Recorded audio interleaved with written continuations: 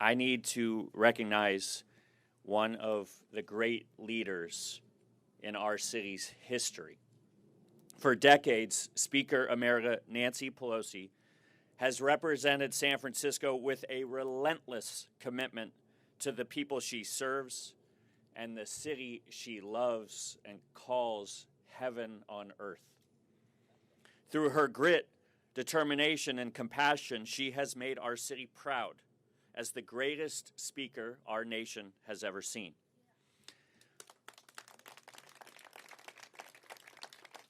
I haven't said this much publicly, but in college, I had the opportunity to intern for Speaker Emerita Pelosi. I've been fortunate to benefit from her mentorship and guidance, and she has played a similar role for generations of leaders in our city. So, on behalf of a grateful city, thank you, Speaker Emerita.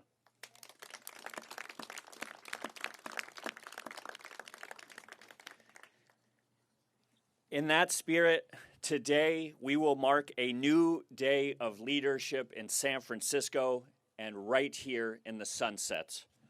I've always loved the Sunset. It so deeply represents the unrivaled beauty and rich culture of our city.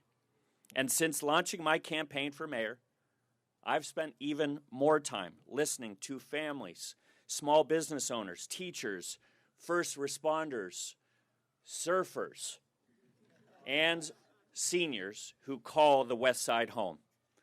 They all say the same thing. We want a city hall that does things with us, not to us. And I couldn't agree more.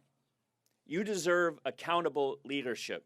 You deserve someone who doesn't have to learn what this neighborhood is all about. You deserve someone who understands the Sunset and Parkside because they live it and breathe it. You deserve someone who is of the Sunset and works for the Sunset. As I set out to make the appointment for your next supervisor, I looked for someone who embodies these qualities. A lifelong resident who intimately knows the district and the people who live here. A bridge builder, a problem solver, and someone who cares deeply about their neighborhood and this city as a whole. That is what ultimately led to Beya Alcaraz.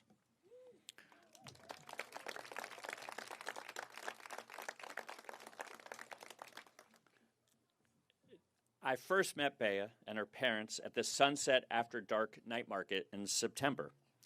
In that conversation, Beya came up and told me that she wanted to serve and represent the community she grew up in, to ensure your voices are heard at City Hall. In our later conversations, we talked about people like her parents and her students. We talked about running a small business. We talked about the isolation and the division that continue to persist in this moment. We talked about a path forward that brings this community together.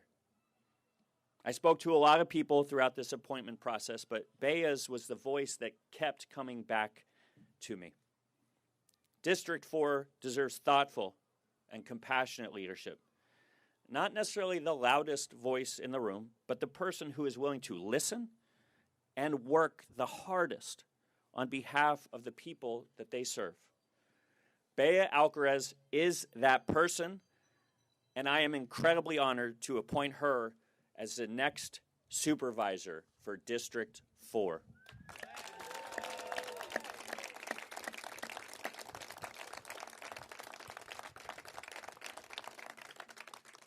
At just 22 years old, Beya bought and ran the neighborhood's most beloved pet shop, the Animal Connection on 35th and Irving.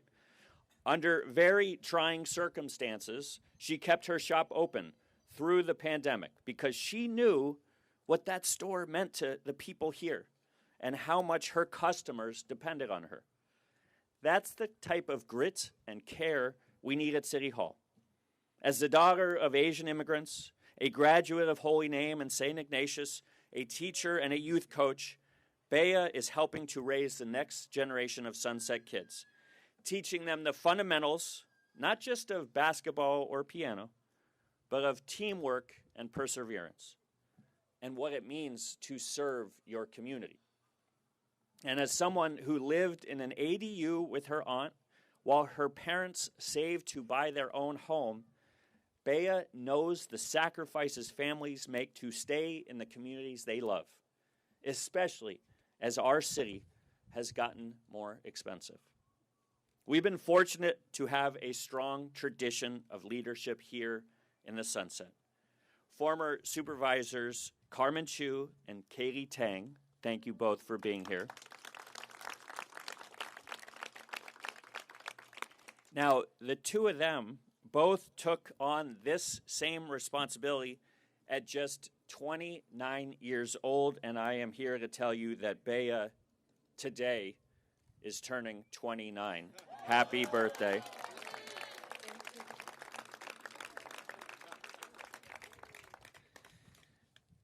Katie and Carmen, you helped pave the way for the next generation of Sunset leaders, and we could not be more grateful for the two of you for your continued service to our city. And now, Beya will be a bridge between generations, between the longtime residents like her family who helped build this community and the young people who will carry it forward. She's a bridge between small business owners, working families, and our city government. She is a bridge to the future of the Sunset. This neighborhood deserves to be represented by one of its own, someone grounded in people, not politics, someone who can bring a fresh perspective to City Hall and who's ready to put in the work.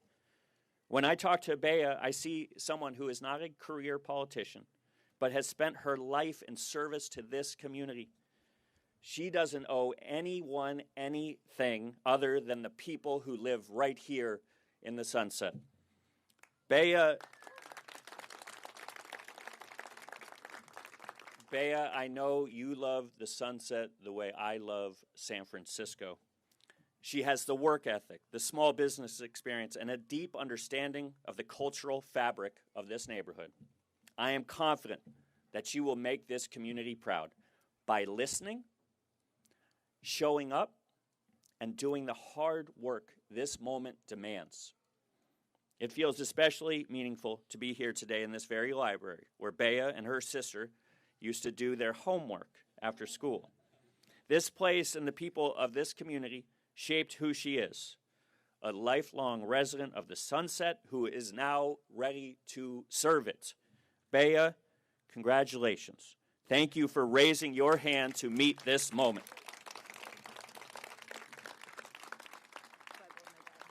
Okay, now I'd like your family to come up as we administer the oath of office. How about we'll turn so we can. And you guys face them a little bit. Face out a little bit. Come closer. There you go. Put your hand. One hand on the Bible, and then one hand. Other hand, I think. There you go. It's like that. I've never sworn in before. Turn the mic a little bit. Okay. I state your name. I, Beya Alcaraz, Do solemnly swear do solemnly swear that I will support and defend that I will support and defend the Constitution of the United States the Constitution of the United States and the Constitution of the State of California and the Constitution of the State of California against all enemies, foreign and domestic, against all enemies, foreign and domestic, that I will bear true faith and allegiance that I will bear true faith and allegiance to the Constitution of the United States to the Constitution of the United States and the Constitution of the State of California, and the Constitution of the State of California, that I take this obligation freely that I take this obligation freely without any mental reservation without any mental reservation or purpose of evasion, or purpose of evasion, and that I will well and faithfully discharge and I will well and faithfully discharge the duties upon which I'm about to enter, the duties upon which I am about to enter, and during such time and during such time as I hold the office of as I hold the office of Supervisor for the City and County of San Francisco. Supervisor for the City and County of San Francisco. And also the Commissioner of the San Francisco County Transportation Authority and also Commissioner of the San Francisco County, County Transportation Authority, and I'm going to do it one more time to get it right, and member of the San Francisco Board of Supervisors and member of the San Francisco Board of Supervisors of the City and County of San Francisco. of the City and County of San Francisco. Congratulations.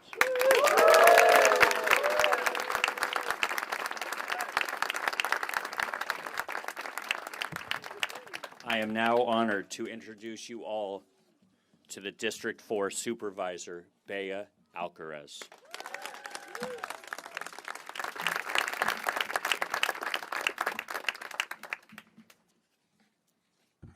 Perfect. I'm a little shorter.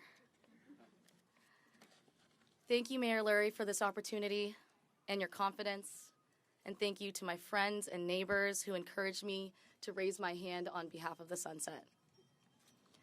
My history in this community dates back generations. My father came to San Francisco from the Philippines as a teenager, and my mom came in the late 80s on a visitor visa. They met at San Francisco State, got married 4 months later, and settled in the downstairs of my great-aunt's home on 45th and Lawton. My mom, sister, and I shared a bed while my dad slept on a cot until they saved up enough money to buy a home of their own. My mom was parish manager at Holy Name, and my dad was athletic director. The church staff, volunteers, and parishioners adopted me as their own. They taught me how to play mahjong. And one time, the priests actually chaperoned my field trip to the zoo while my mom was working. When she got home, she said they were all snoring on the couch, exhausted, but I was still raring to go. Eventually, the neighbor across the street gave us a good deal because she loved the idea of selling her home to a family with kids. It was huge for us. It still is. It's important to me that families like mine continue to be able to buy homes in this neighborhood and pass them on to their children. As a first-generation Asian woman with Filipino and Chinese heritage, I recognize how lucky I am to have grown up in a community of people who look like me. No one ever said I was weird for bringing cow tongue or chicken feet to school. It may sound simple, but feeling like you belong builds confidence. My report card in elementary school always said the same thing. You guys know this very well. Very bright, talks a little too much. I don't remember ever getting in trouble for talking at school, but I do remember getting in trouble in the 3rd grade. Ever the entrepreneur, I was buying erasers, toys, and trinkets from the shops on Irving Street and reselling them to my classmates to make a little extra money. When my teacher found $30 in my desk, she called my parents. Sorry. Other than that, I didn't have a lot of time to get in trouble. When I wasn't at school or practicing the piano, I was playing basketball with my dad or volunteering with my mom. All of these experiences helped me excel at St. Ignatius among my more well-resourced peers. On the harder days, my dad would say, "You may feel different, but you are getting the same education as everyone else. That will give you a seat at the table and the power to make change."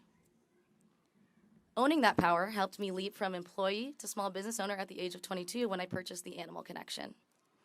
For 6 years, I worked 7 days a week managing a staff of 5 people. Like so many small business owners in the Sunset, I did the hard work it took to keep our doors open during the pandemic. I also experienced firsthand how costly the city used to make it to do business. $1,000 and a 6-month wait just to approve the placement of a shed to store animal waste. Owning a small business made me more patient. It made me a problem solver and a good listener. Of course, people came in to ask what kind of food they should buy or how to care for a sick pet. But they also talked about how good the schools were, how safe they felt, whether they thought their kids would be able to afford to stay here, and yes, whether the Great Highway should stay open. Running the Animal Connection also enabled me to become a homeowner in the Sunset with my sister. It helped me transition into my current work, teaching art and music to kids who wouldn't otherwise have access, and it made me a better advocate for this community. Over the past few months, I talked to people about the anger and intense division in the Sunset and what might happen with the District 4 supervisor seat. Again and again, business owners, friends, old customers, and neighbors said, Beya, you have to try. Which is why when I saw Mayor Lurie at Sunset After Dark, I had to try. After I introduced myself, I told the mayor it had been too long since someone who was from the Sunset represented the Sunset, and he listened. Our neighborhood isn't impressed by who worked on what campaign or how long you've been in politics. We want to be represented by real, down-to-earth people with community ties. People who experience life in the same way we do, in a unique neighborhood full of working-class, monolingual, multi-generational families. This idea that people have of the Sunset, that we're content as long as we have our homes and the beach, is over. In this highly politicized moment, our community has been torn apart. We deserve to have a say in how policies and legislation impact our lives today and in the years to come. That starts with listening. I want to hear your concerns and design community-informed solutions. I don't want people to just feel included. I want to actually include them. As your supervisor, if that means working towards a compromise on the Great Highway, then that's what we'll do. If that means making an amendment to the family zoning plan to strengthen it and help us maintain local control, I'm prepared to take that action. But we also need to make sure that our streets are safe and clean, that foot traffic for our small businesses continues to increase, and places to play and exercise remain accessible. We have to ensure that people can still drive to work and get to the doctor, that affordable housing exists for the next generation. Too many of these decisions have been made without us from the top down. I believe the Sunset has shown we are ready to rally from the ground up. In the spirit of healing and moving forward, I will work to bring all the residents of this district together to secure the future of the Sunset. This is our chance to have a seat at the table. We do have the power to make change. I am humbled and honored by Mayor Lurie's appointment and the opportunity to serve the residents of District 4 as your supervisor. I look forward to working with each and every one of you. Thank you.